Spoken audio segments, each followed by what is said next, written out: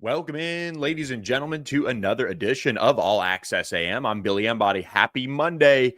Another big weekend of ACC football is in the books. Get a little bit more clarity on that ACC championship race that everybody is watching and talking about across college football. We can now put the storyline about Duke being in that race to bed. We'll talk about that. But of course, Virginia, Georgia Tech, plenty of others staying alive in the race. We'll break all that down on the show today. Again, thanks for joining us, 7 to 8 a.m. Central, 8 to 9 a.m. Eastern time. Appreciate all of you guys who have hit that subscribe button for us on the YouTube channel. Growing like crazy. Really appreciative of it. We are back in the studio after a trip down to sunny South Florida for a little fun in the sun with the fam. And we're back at it for this stretch run as the holiday season really starts to pick up. And look, the gift of giving is not really there just yet for the ACC. Boston College playing a little bit of Indian giving, some takebacks involved there with that game against Georgia Tech, which we'll break down. But do, of course, want to tell you guys to support our friends at Security National Bank. We really appreciate their partnership, sponsoring our Monday show. Great friends of the show and excited to continue to partner with them. And this is the time of year that you want to be working through your personal, your business, banking situation and making sure it's all lined up for 2026. And Security National Bank can help you with that. They're a family-owned business. They've been doing it for decades now, and they're expanding across the country at a rapid pace. So make sure you go to securitynational.bank for more information there on how they can help you reach your financial goals. We also have a huge announcement later in the show with a new partner coming on board with us at All Access AM that we're thrilled about. So let's dive on in here to week 12. Huge contest that led off the Friday night slate for the ACC, and that was Clemson at Louisville. Louisville cratering right now in the month of November, kind of playing the part of a team that maybe didn't necessarily have everything lined up to make it to the ACC championship. But boy, it would have been so sweet if they could have won out for the Cards, because they did have that one loss going into November. They sat in a position where you could see them making the college football playoff. They have the talent. They have some of those pieces. They're just missing Isaac Brown, which Kewan Brown said, hold on, I got you for a minute there. But this game, this 20-19 loss for Louisville, a really difficult one for the ACC, because now you've seen Louisville drop 2 straight, and they've lost them by a combined 4 points now, which is devastating. Cal in overtime, and then Clemson Friday night at home, both games at home. So their matchup now against SMU. SMU fans, I know, very much thanking Louisville for yet another 11 a.m. kickoff. It'll be on ESPN2 this weekend in Dallas. For Louisville, they do get the chance to play spoiler for SMU, which does have one loss and was sitting on a bye. But Louisville has completely sunk their chances of playing for an ACC championship. They now have 3 losses in league play. They've lost back-to-back. They were entering the month of November kind of sitting pretty at 7-1. Their lone loss to Virginia in overtime. Louisville feels like a team that has just missed the boat completely in terms of the finer details of winning football games. This Louisville team just wasn't able to take care of the ball against Cal. It cost them. You go back to this game against Clemson now, you get kicking issues, you get penalties. It was quite the penalty parade there for Louisville in the fourth quarter, and it cost them. And so you really have nobody to blame but yourself if you're Louisville. And, kudos to Clemson for staying in the fight, so to speak, and not letting this season for them now sitting at 5-5, 4-4 in ACC play. They should. It's been a bad season for Clemson, but it's not this bad. They should get bowl eligible this weekend with a game against Furman. That game set for it'll be a 3:30 Central Time kickoff on the CW there for Senior Day at Clemson. But they've not let this season that has been more than disappointing for them affect them in terms of how hard they play. They've really tried their best to continue to play spoiler, to continue to fight hard. And I think, watching this Clemson team, you've got to give them credit for that. There's not much to break down about them. They are now, of course, out of the ACC race. They have been for a minute with a lot of their early season losses, but you get 187 yards from Cade Klubnik in this game. He plays clean enough to get this one done. 0 touchdowns, 0 interceptions, nothing really crazy. And this Louisville defense was able to, for the most part, bottle up this Clemson attack, but Clemson wins the fourth quarter 7-0, and that's it. And that's really, disappointing if you're a Louisville fan, seeing your team come up short, miss field goals, 2 of them in this one that really cost this game. And, across the country, a lot of people are just shaking their heads at Jeff Brom right now, who we talked about earlier this month, nearing a contract extension, nearing a chance to stay home and continue to coach up the Louisville Cardinals.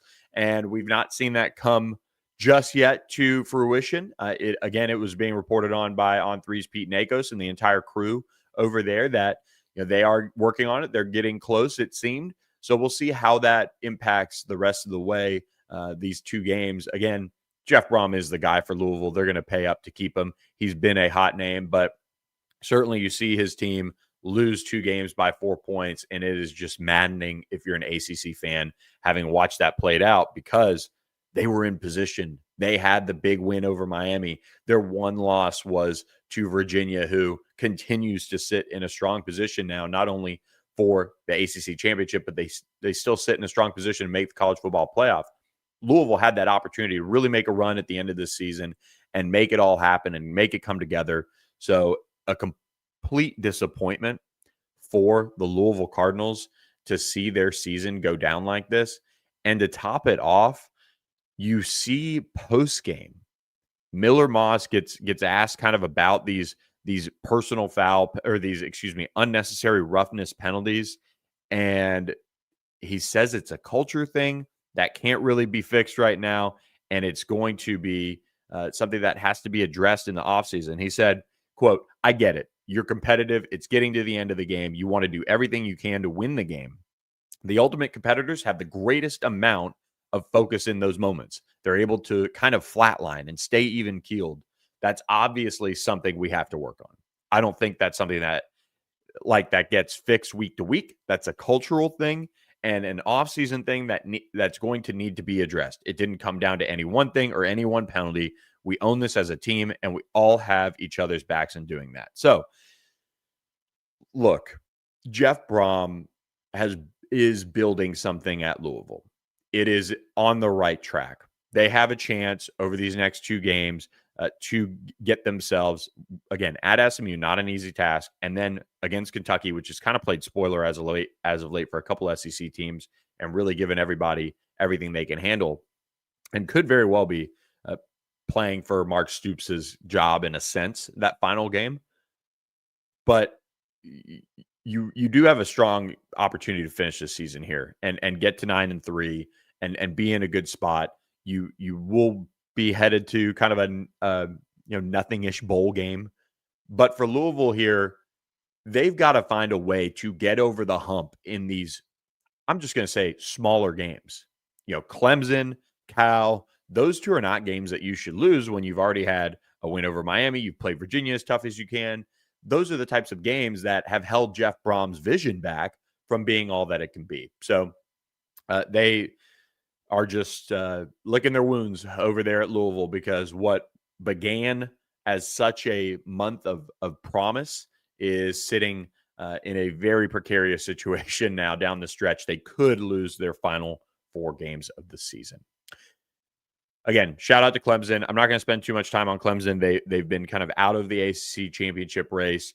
You've got to give them credit for playing the type of game you needed to get that win on the road. Both teams had a turnover in the game, but Clemson was just able to get enough. And of course, having 2 kicks missed by Louisville certainly helped a lot. So, and it's just a shame that the ACC has seen one of its marquee, teams this season kind of fall late in this year. It does not help a team like Miami. It does not help a team like SMU, if they were to win out and make the ACC championship, it doesn't help Virginia, who's trying to win out and win it all. So disappointing stuff there for Louisville. That was just Friday night. And I can tell you, before we get to the rest of this weekend, including Notre Dame Pitt, I want to make a really special announcement. This is a announcement that is really exciting for me. It's humbling, and it's just met with so much gratitude. We are partnering with the La La Land Foundation, which, of course, for those of you who don't know, is tied to La La Land Cafe and La La Land Coffee, a great experience for you guys. If you've ever been to one, it is built on kindness. And the La La Land Foundation does an incredible job of giving kids life skills as they've kind of aged out of the foster care system. And for people who don't know, they are just on a complete upward trajectory as far as where this foundation is going and what the mission is going to be able to accomplish in the years to come. And it is not something that's kind of just built on actions or just doing things for press releases and things like that. It is a complete movement. It is a mindset. And that's why I think it's really important that, we have been able to partner with them. So we're thrilled to announce this. LaLaLandFoundation.com is where you can go and learn more. You can learn how to support. You can support financially. You can support with your time. And there are so many people that are in an area of their life where they need help and they need a little bit of guidance. Even, you can get involved as far as mentorship and supporting through your own business, whether it be through time and mentorship or financially. But the La La Land Foundation is just an incredible foundation that we're so excited to partner with. As La La Land Cafe continues to grow, the foundation is going to get even more visible. They are, their own separate entities, but it is just an incredible moment for me ahead of the holiday season to be able to announce that we have partnered with the La La Land Foundation. So go to LaLaLandFoundation.com to learn more. We're going to be sharing more with you guys about what they do, their work, and how you guys can support in various ways. So this is such an exciting moment for us to be able to partner with the La La Land Foundation. So excited about that. It is a great foundation. And again, you can support financially at LaLaLandFoundation.com right now, or you can learn more about how to get involved at LaLaLandFoundation.com. So thrilled to announce that, and so appreciative of them for trusting us and hoping to make a little bit of a difference in this world with kindness. And that's their mission. That's their mindset. That's the movement that they're trying to carry forward. So excited about that with La La Land, and check them out. Doing some great work out there. Saturday, Notre Dame Pitt, and raise your hand if you thought Pitt would be competitive in this football game. Right here. Here's one. Notre Dame wins 37-15. And I've got to give the Irish a ton of credit here. They came out, they got going right off the bat, 14-3 lead, got a pick six. Just an outstanding display of how dominant this Notre Dame team can be. And to go into Pitt and with all the fanfare, ACC huddle, college game day, sold out crowd, Aaron Donald's jersey getting retired, and to have the display that they put out there, credit to them. That is awesome. They got up early and rode that to a 21-3 halftime lead. They did not look back. It was 28-9 at one point. And even when it got to 28-9, they returned the 2-point conversion all the way to make it 30-9. So just a disappointing day for Pitt. But there's two different sides to this coin here. There's the side for Pitt that says, all right, Pat Narduzzi was right. They didn't have to win this game. it doesn't matter. They can lose 100 to whatever, and they can still go play for an ACC championship. They can go win out. They can go do all these things. But what it does is it makes it extremely difficult for Pitt to have an incredible argument to make the college football playoff outright if they win the ACC. There's probably going to be conversation around them if they were to win out and go to Charlotte and win that football game, which that's the hard part. You could have just kind of screwed that up in a sense. Because when they made the change at quarterback, they already had 2 losses. So they had ripped off, however many straight. They get to Notre Dame. You got Mason Heinschel, finishes 16 of 33 with an interception, 126 yards, just not his day. Marcus Freeman is a great defensive mind. They did an incredible job, not only bottling up Mason Heinschel, but bottling up the entire Pitt run game. No rusher had more than 35 yards on the day. So a really difficult front to face, and Notre Dame showed it. They showed why they're a top 10 team. And Pitt now sitting there having to win out without a doubt to get to Charlotte, of course, which they already had to do.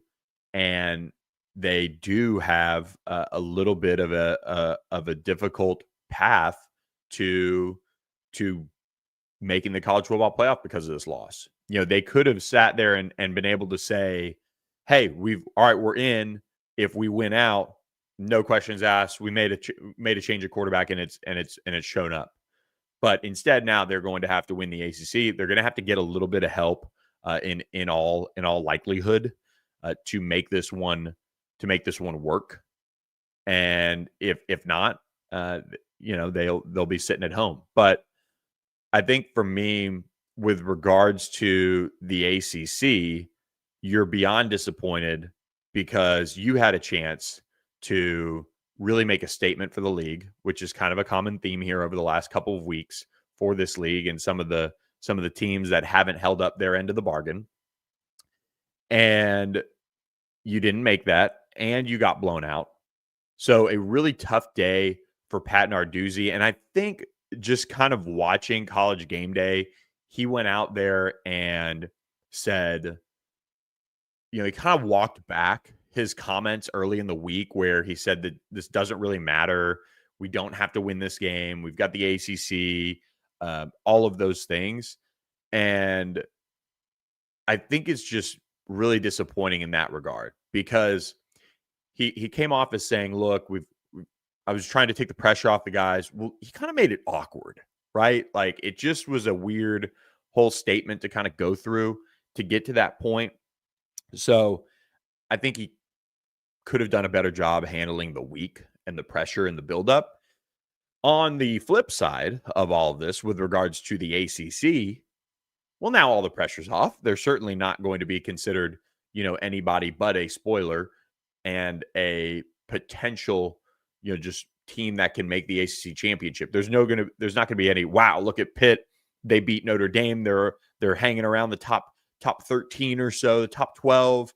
Now they've got two huge games coming up to end the season. Can they win them? Can they make the college football playoff as an at-large maybe? Just winning out and even losing in Charlotte. None of that's going to happen now. They're going to have 2 really difficult tests this weekend, starting with Georgia Tech and then facing Miami. Huge game, of course, Saturday night, 6 o'clock Central Time on ESPN. Pitt at Georgia Tech. The most Pitt thing to do would be to go and play spoiler. But they've got to get their offense back on track. But guess what? The good thing for Pitt, and this is wild, everyone, but they're facing a Georgia Tech defense that continues to struggle at an incredible rate. And we'll get to that as a whole in just a second because the way Georgia Tech was able to survive at Boston College is just unbelievable in a sense. But you had an opportunity to at least be competitive, to at least make a statement. You didn't do that, and now you're sitting there as kind of an afterthought. In the national sense, you've got an opportunity to win out, go to the ACC championship. We'll see if that happens, and if they do win out, obviously, it would knock Miami out of the college football playoff race as well. But if they can, get past Georgia Tech, it would certainly send a little bit more chaos into the grand scheme of things. So tough day. It's not any more complicated than you make mistakes and offensively. And I thought the Pitt defense played pretty well early on, especially, keeping it as close as it was at half with how much Notre Dame had the ball. Notre Dame drove down the field and they got a stop on, I believe, fourth and goal at the one. And so credit to them for keeping it close. And then, just Notre Dame just pulled away and got the cover too. So I was wrong on that. I thought Pitt would at least give them a game, and that didn't hold to be true there by any means. All right, let's get to Miami beats NC State 41-7. Again, this is kind of what Miami's been doing lately. They've been able to just go out and bounce back against poor teams. We'll read off a couple stats here. Miami 28 first downs to NC State's 9 on the day. Miami was only 5 of 10 on third down. I know that's kind of efficient, but still not an elite level. And total yards, 581 total yards to 143 total yards.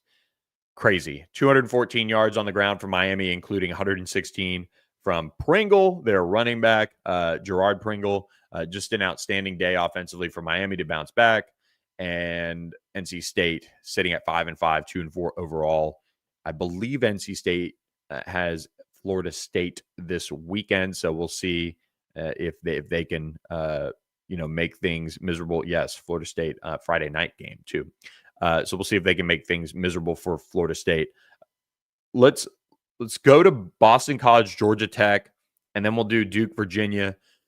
Pete Nakos of On3 is going to join us at 7:45 a.m. Central Time. So appreciate him for jumping on with us. Before we get to Georgia Tech, Boston College, because I have a lot of thoughts on this game, please do me a favor. It takes nothing at all for you to scroll down if you're watching on our YouTube channel, and please watch on the All Access AM YouTube channel. We're kind of multi-streaming right now, but hit the subscribe button to the YouTube channel. If it says subscribe, great. You're the man or the lady. You're the best. We appreciate you. And you don't have to do anything else. If it says subscribe, just click the button. It doesn't sign you up for anything crazy. You can opt in to emails if you want. That will let you know when we go live, which is 7 to 8 a.m. Central Time, Monday, Wednesday, Thursday, or 8 to 9 a.m. Eastern Time, Monday, Wednesday, Thursday. But if you don't want to do that, you don't have to. So just click subscribe for us. It helps us out a lot as we grow this thing, covering all things ACC. Georgia Tech beats Boston College 36-34. This game, Georgia Tech should, always have Bill O'Brien on their Christmas card. Brent Key should be sending him all sorts of chocolates and maybe some candy canes and maybe a box of Omaha Steaks. Maybe Omaha Steaks wants to come on and be a sponsor of All Access AM for that. But they deserve all the gifts for what they did for Georgia Tech here, because this was certainly a game that nobody thought Georgia Tech would go up and lose, let alone after the beatdown that SMU had put on Boston College the week prior. You kind of thought, okay, BC's going to check out. I mean, they were 1-9 going into this one. They were 0-6 now in the ACC. They had kind of spent their bullets. It was Wells Crowther game when SMU played them. But no, they got up for this one. Credit to Bill O'Brien and his staff for making it happen too. And I know we're acting like Boston College won the game, but it is really difficult to get up, I feel like, at this point of the season. And they did. And they did everything they could except win the game. And I really don't, I don't think they have anybody to blame but Bill O'Brien in a sense. So it's double-edged sword. Hey, Bill O'Brien, great job getting them in position, but also you can't take an unsportsmanlike penalty that at that point that tacks on 15 yards. That Haynes King throw, man, it was tight. It was right there, but you gotta just eat the whistle or whatever expression you want to use there. And you got to let the rest of the game play out, because at that point you were up, you were kind of in control. If your defense could just limit some explosives and things like that, you can make Georgia Tech really earn every single bit of it. But instead, you give them an extra 15 yards on that drive, and it was a really, really difficult thing for them to kind of overcome. And so Georgia Tech is able to kick a 23-yard field goal with 11 seconds left. And again, West Durham and the guys on the call, I believe Steve Adazio, were like, what is happening? How does Brent Key call that timeout with 11 seconds? It was fourth down. It wasn't third down. So anyway, it made no sense whatsoever. And Boston College got a heave at the end zone. But unfortunately for BC, it fell short. And Georgia Tech walks away with that 36-34 win. They outscored Boston College 19-6 in the fourth quarter, turning it around after BC had outscored them 14-3 in the third quarter. I had a couple of friends texting me in that fourth quarter, and they were starting to get all excited about that. The Boston College Eagles were right there. They were taking it to Georgia Tech. They could help out an SMU a lot. And I just simply said to one of them, I said, there's a lot of ball left. And sure enough, Georgia Tech made the most of it, winning with that field goal and getting it done. Haynes King continues to be an absolute stud out there. 26 of 34 for 371 yards and a touchdown, 0 interceptions. He also added 15 carries, 53 yards on the ground, just kept kind of churning it out. Really was able to, make things happen. But I think for me, Boston College just exposed once again how bad this Georgia Tech defense is. Georgia Tech to Boston College gave up 537 yards, including 362 yards passing to Dylan Lonergan, who completed 26 of 40 passes, 2 touchdowns, and they added 175 yards on the ground. Good for 6.7 yards per rush. Here's where Bill O'Brien went wrong. It was one of the drives, kind of in the fourth quarter. I forget which one it was, but they opened up and they threw the football. And Dylan Lonergan, by the way, guys were running wide open. And I don't know if he was starting to double clutch it or, in hockey, you'd call it squeeze the stick too tight, but he missed some wide open passes. And that got them into 2nd and 10. They ran a bubble screen or kind of tunnel screen, dropped. So all of a sudden they were 3rd and 10. I think they ran it. I think they picked up 9 maybe, or they kind of ran a little quick hitter over the middle. And Bill O'Brien doesn't go for it on 4th down. He doesn't go for it on 4th down. I think this was a drive. They went, incompletion, 7-yard pass. And it was 4th and 3. Here's the misconception on that. His knee was down a couple yards short. It on the broadcast, I believe they showed it was 4th and 1. It was 4th and 3 at their BC 32.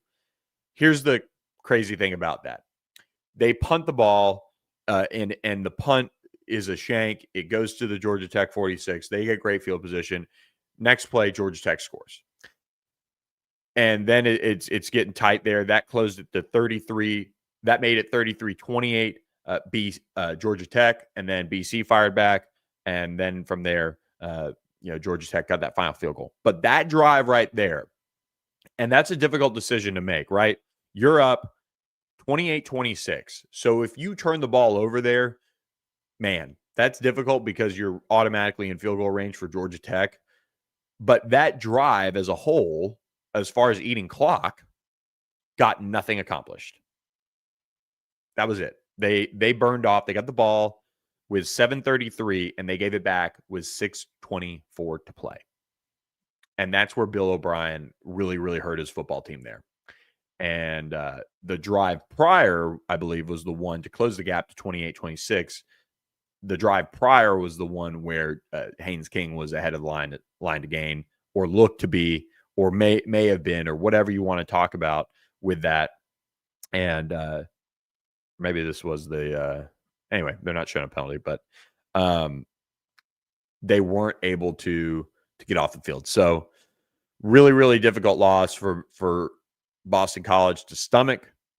Georgia Tech, 36-34, gets out of Chestnut Hill, still right there, controlling its own destiny, 9-1 overall, 6-1 in the ACC.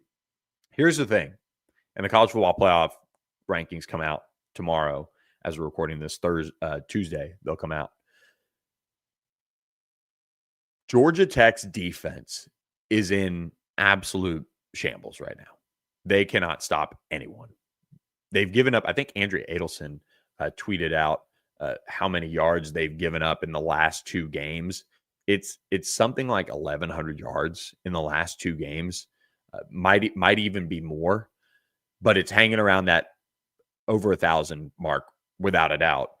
And this was off of a bye week against a Boston College team that really can't do much of anything. So a really disappointing performance defensively for Georgia Tech again. And this defense is just not trending in the right direction. So they've got to get it fixed, because this week they do face Mason Heinschel, and that, until proven otherwise against ACC competition, I guess, vaunted passing attack, talented offense. If Pitt is able to hang 30 plus on Georgia Tech this weekend, going to be trouble in Atlanta. Keep that in mind. That is the point number for Pitt to get to say, okay, this is going to be a ball game. This is going to be in trouble for Georgia Tech, and we'll see how it plays out, though, 6 o'clock on ESPN Saturday night. But just a really disappointing defensive effort, and it's starting to feel like it's going to cost them at some point. So we'll see.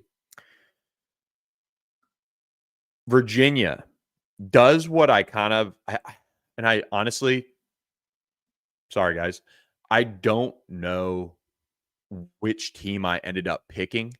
I would think I would have gone with Virginia if I knew Chandler Morris was for sure going to be healthy, but I might have picked Duke. I might have said, I don't know, don't pick it. But Virginia goes to Duke and wins 34-17. Duke scored 14 points in the fourth quarter to make it even look closer than it was. Virginia was in complete control here. And here's the thing, and we're 32 minutes and 50 seconds into this show, and I should have said this off the bat. Duke is who people who watch the ACC week in, week out thought they were. They're a 5-5 football team now. They're 4-2 in the ACC. Kudos to them for being one win away from bowl eligibility. They can get there this weekend against North Carolina or next week against Wake Forest. But this is also a team that's lost to Illinois, that's lost to Tulane, that's lost to Georgia Tech by killing themselves and shooting themselves in the foot, UConn, and now Virginia. So not like they're losing to terrible teams, but they've lost against all the good teams they faced. So the conversation around Duke going into this weekend was the ACC is not going to have someone in the college football playoff because of Duke. No one wanted to talk about, hey, Duke's 5-4, and they actually haven't really beaten anyone. They're probably not going to win out because they're just an average football team. And I mean that with respect. Like you get to a bowl, that's fine if they can do it over the next 2 weeks. But it is not a team that was like should be treated like Miami in a sense, that they should win out, that they should do this and they should do that, and they're going to cause all this chaos and the ACC is going to be screwed because of it. Not the case.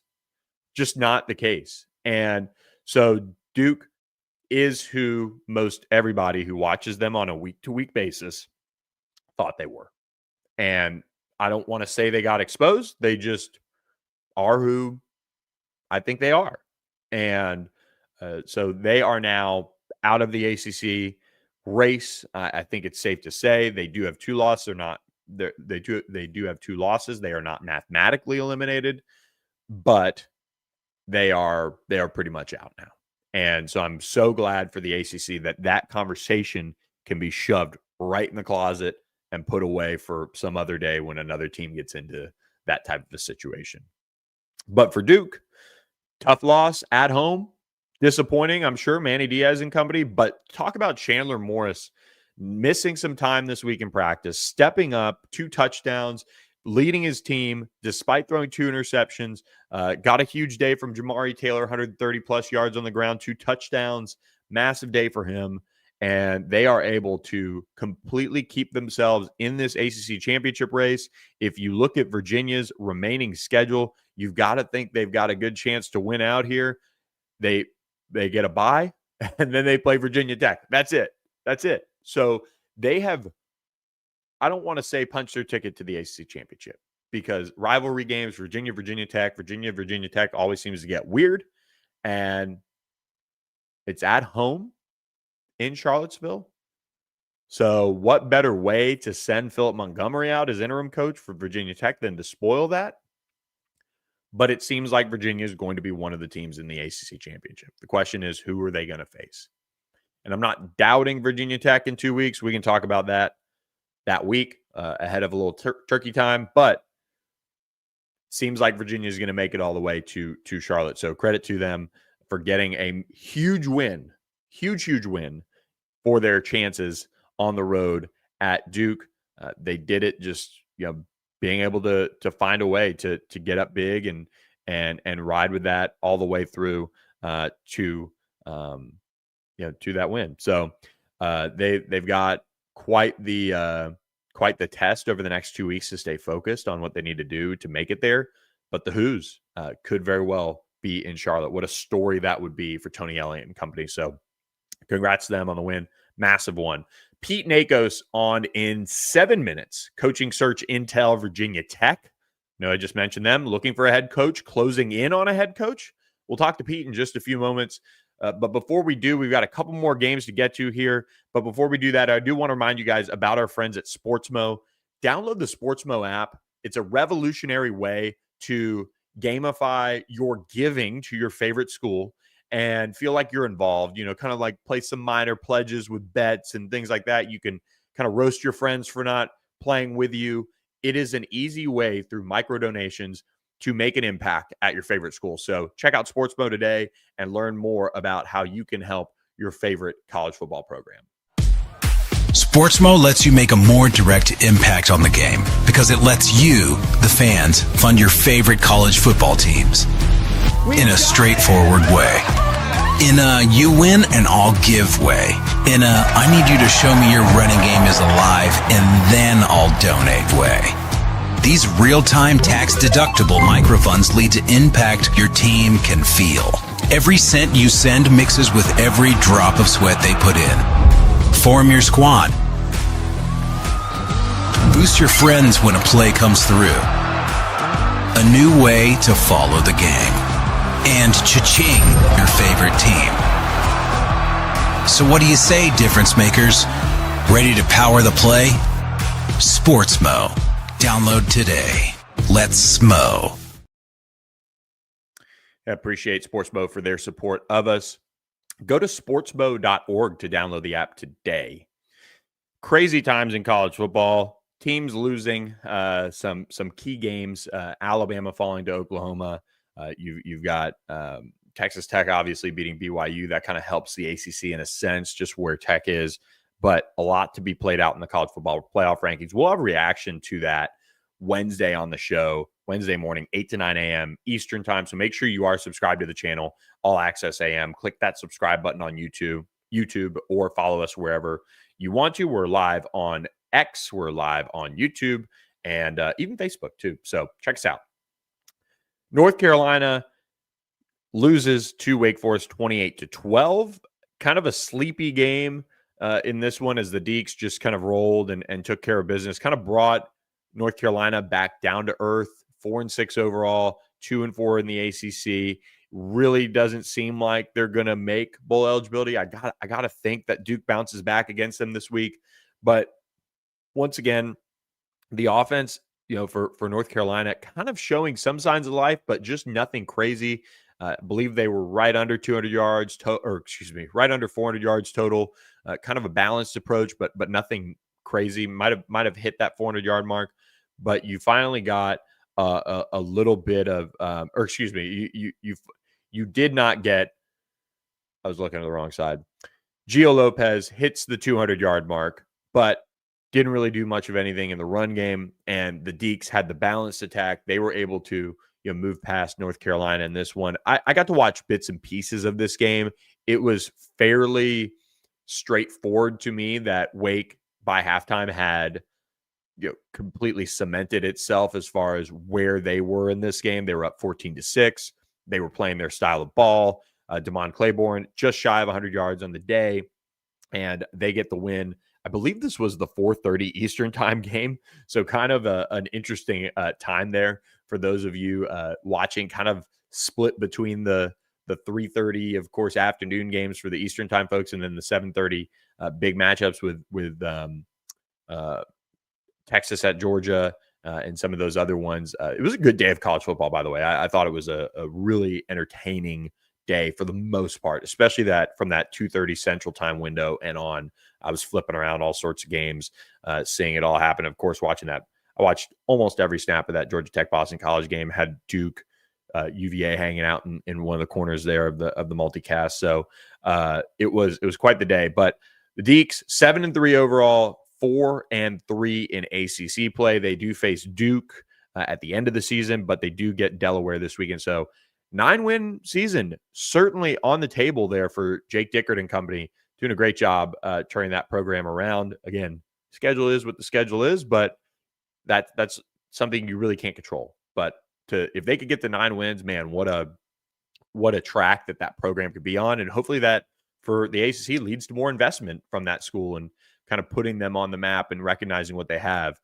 At the same time, I would say watch Jake Dickert in a couple of years, because he's going to be the head coach of a bigger program at some point, I would think. But maybe he sets up the Deeks for success and can help them out there. But he's a good one for the ACC. All right, close this out because this is perfect timing here to finish up with Florida State beating down Virginia Tech. It was 10-7 at halftime, but then Florida State really took off and won this game 34-14. I watched a lot of this game. It was kind of this one felt like it dragged on. Of course, Texas-Georgia was a blowout, so I kind of started paying more attention to Florida State, Virginia Tech, and I think this is a nice feather in the cap of sorts for Mike Norvell to kind of push him to return. They're sitting at 5-5. If they can go on the road and beat an NC State team that really is struggling to stop anyone right now, they can get to bowl eligibility. We'll talk to Pete Nakos in just a moment. He'll be on any second about what this means for Mike Norvell and his future. And then they finish up at Florida, who just lost to Ole Miss on the road.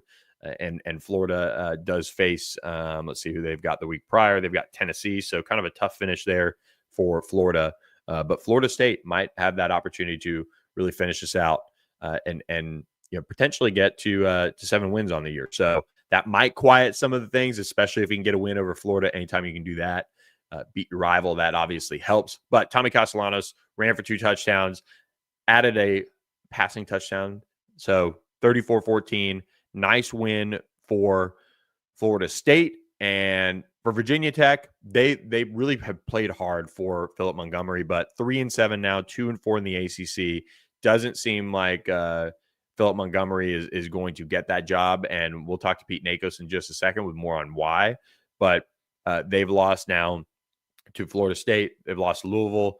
They've lost 4 of their last 5. So kind of a difficult start to that. I think they went out and beat NC State that first game that they had Philip Montgomery at the helm, but haven't been able to sustain much of anything. They played pretty hard. They really haven't had too many ugly games in a sense. They just haven't been able to get that offense going. So they really need somebody to come in and find some consistency for that team and really put them in the right direction as a whole for the future. And that's, what we're hearing, at least from Pete Nakos, who's going to join us shortly, is starting to get clearer. So really excited to talk with Pete here in just a minute about the coaching carousel and where things are at. He is a busy man, and he's going to be joining us in just a moment. So again, we'll wrap up the show here around 8 o'clock Central Time. We'll go with Pete as long as we can, of course, and get every single morsel of information around the coaching search carousel for a lot of these teams and where they stand. We're going to talk Virginia Tech, Florida State, and more. So do me a favor. Let's thank Pete for coming on. Hit the subscribe button to our channel as Pete Nakos joins. Locked in every Pete Nakos reporting at on3.com. Pete doing a great job with our entire team there. Pete, and hope a little bit of rest from time to time this time of year, but it was quite the weekend for Mike Norvell to kind of maybe slow down some of the momentum around the pitchforks.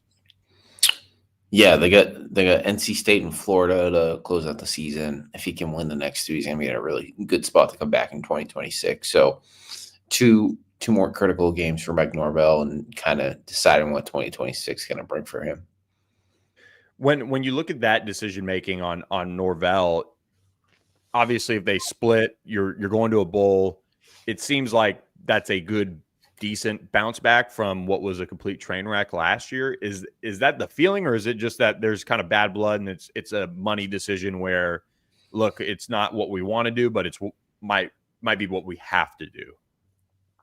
Yeah, I know Florida State's been encouraged that they're definitely better than last year, right? They went 2-10 last year. They're 2 wins away from finishing the year 7-5. There's some buzz about could Thomas Castellanos come back, bring back some key pieces of the offense. I think we'll have to wait and see on that. So paying over $50 million, I think it'd be like almost $60 million. Actually, that's an insane amount of money, no matter who you are. And especially for Florida State, where they just finished new facilities in a brand new stadium.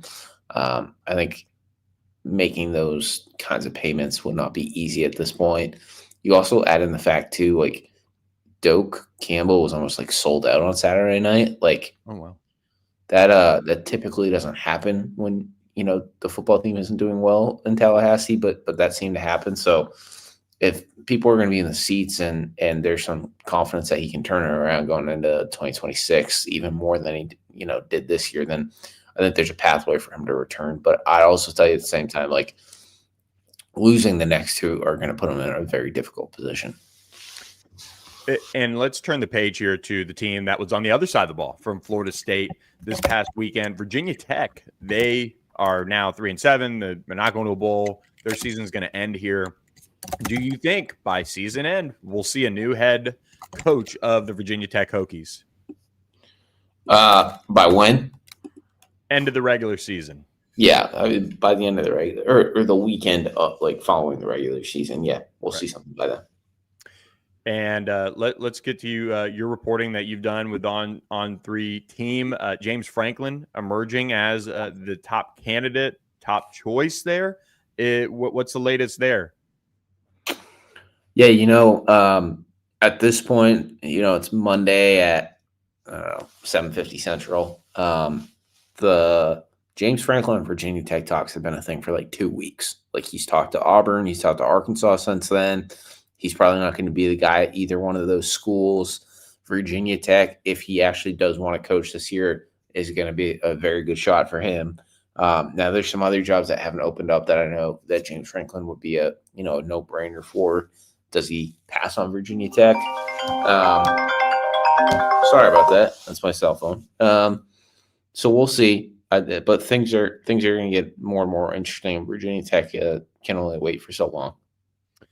And some of the other candidates involved there, Bob Chesney, John Summerall. I know Rick Neuheisel kind of dropped the bomb on their show over there that Bob Chesney's getting into the UCLA gig. You've been all over this though. Is that kind of smoke trying to force the hand of Virginia Tech to maybe get him more involved? What do you make of that? Yeah, Virginia Tech has made very clear that they're targeting James Franklin, and that really isn't new news, despite some reporting this weekend. So, Bob Chesney's a top guy at UCLA. He's emerging at Penn State as a name to know. I would just say that, Virginia Tech's trying to do the best job possible of trying to keep in touch with other candidates and things like that when they wait on a decision from James Franklin. When you look at Stanford, that job that Andrew Luck has had to kind of try to shop around for the better part of 8 months, it seems like. What's kind of the latest there, and what you're hearing as far as a timeline on that type of a hire? Where's that again? I'm sorry. Stanford. Yeah, Stanford wants to make a hire here in the next 10 to 14 days. I don't know if we see something this week. There had been some chatter last week about something this week, but we'll see. I think it might be a little bit longer than that. But yeah, Andrew Luck has had a ton of time to make a decision. It's been a pretty under wraps coaching search. They've kept a low profile in terms of just making sure stuff doesn't get out there. But I think we're going to continue to hear more and more about it in the coming days. Let me press you a little bit there.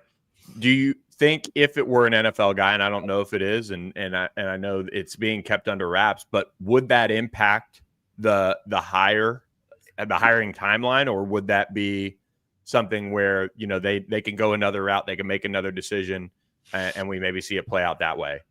I mean, it could impact the timeline. At the same time, though, at this point, there's definitely some hot NFL names in the middle of this fall. I don't know if, on November 17th, it's going to be an NFL hire. So I'm still waiting for some more clarity around that. And I know you're getting more and more information by the minute, so we appreciate your time, Pete. Let's go to NC State real quick.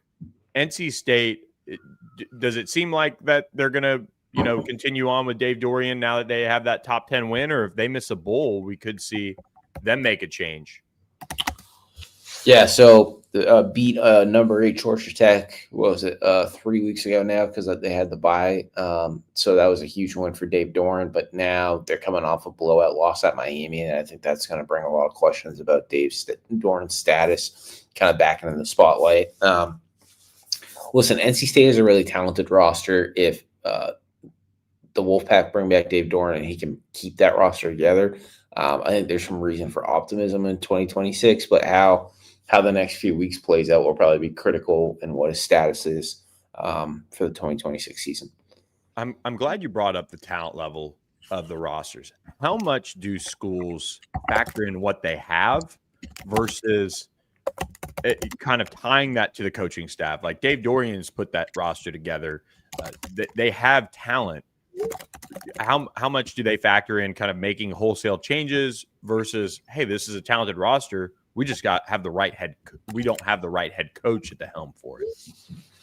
Yeah, I don't know. I think Dave Doran's done a heck of a job trying to build that roster there, and he's put a lot of work in to get the Wolfpack into who they are today. So I don't know if it's that easy. I think that he's done a great job bringing in CJ Bailey, who's clearly one of I don't know if he's a top quarterback in the ACC right now, but the talent's there, and he's going to probably mature into one. So, we'll see. I think everything's on the table at NC State, and I think there's a reason why we haven't heard like a very loud vote of confidence just yet, because I think they want to see how the end of the regular season plays out.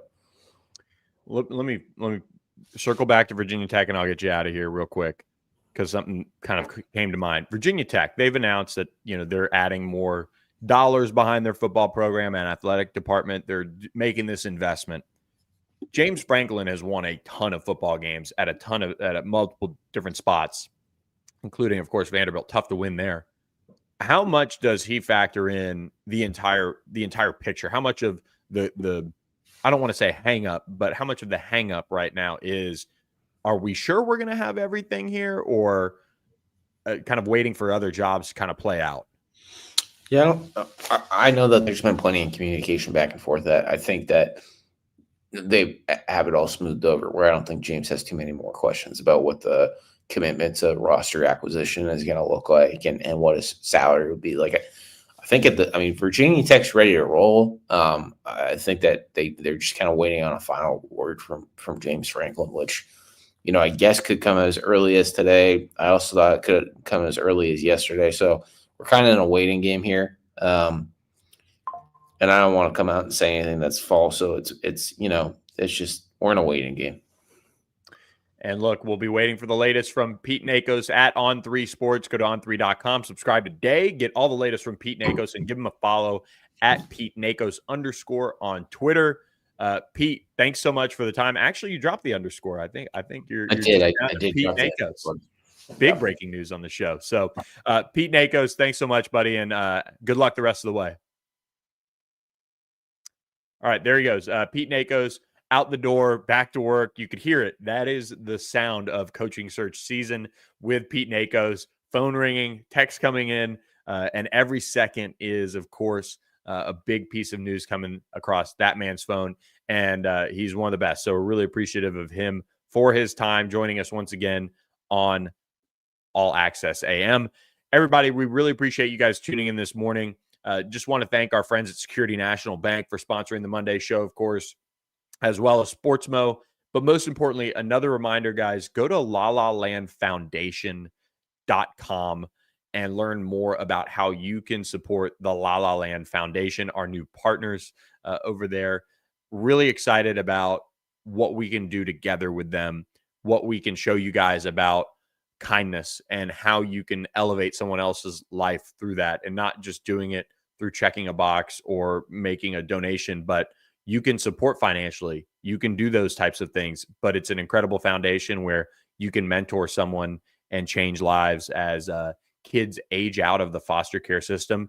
They need more support than ever in this world that we live in today. So visit the La La Land Foundation at lalalandfoundation.com. And of course, try their coffee at one of their cafes, wherever you can find them at. So they're spreading rapidly across the country, but that foundation is really the backbone of what they're doing there. So we're so appreciative of their support. Appreciate all of you guys for watching us on YouTube or on X or wherever you're catching us at. We really appreciate it. A huge, huge growth this episode, just kind of watching the numbers roll in. So we appreciate all of you guys watching us. And thanks so much for doing that. And we will catch you guys next time on another edition of All Access AM. Wednesday morning, Thursday morning, we break down college football playoff rankings. We update power rankings. We make predictions. We make picks. We'll have guests on. We'll talk some ACC hoops as well. We didn't get to that on today's show. But also SMU men's soccer captures the ACC championship Sunday afternoon, and the Stanford women's soccer team captured the ACC women's soccer championship. So congratulations to those two teams for getting it done on Sunday. Hope you guys enjoyed this episode of All Access AM. Thanks for joining us. I'm Billy Embody. We'll see you Wednesday morning. Thanks for listening.